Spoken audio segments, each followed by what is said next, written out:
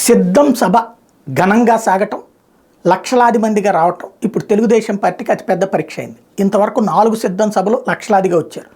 దాన్ని ఏం చేయాలో అర్థం కాక green mat, blue mat, red mat అంటూ మ్యాటర్ లేనటువంటి మ్యాటర్లతో ఉపన్యాసాలు ఇస్తున్నారు. బట్ ఓపెన్గా జనాలందరికీ తెలుసు కదా అక్కడ జనం వచ్చారో లేదు, కార్లు వచ్చినాయా, లారీలు వచ్చినాయా, బస్సులు వచ్చినాయా, ఇవి తెలియదా జనాలకి?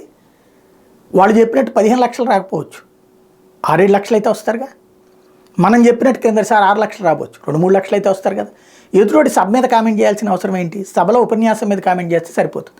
జనాలు లేరని చెప్పి ఒకళ్ళదొక్కళ్ళు చెప్పుకుంటూ ఒకళ్ళనొక్కళ్ళు అవమానించుకోవడం తప్పించి ఎవరి జనాలు వాళ్ళు పోగేసుకుంటారు. బేసిక్ కాన్సెప్ట్ ఏంటంటే ఇప్పుడు నరేంద్ర మోడీ సభ చిలకలూరుపేట సభ అన్నటువంటి ప్రతిష్టాత్మకమైంది. దాంతో అనంతపురంలో శంకారావం పూర్తి చేసుకుని వచ్చినటువంటి లోకేష్ తాజాగా భారతీయ జనతా పార్టీ, తెలుగుదేశం, జనసేనల తొలి సమావేశాన్ని ఘనంగా నిర్వహించేందుకు కనీసం 6 లక్షల మంది మొబిలైజ్ చేసేందుకు స్కెచ్ వేశారు.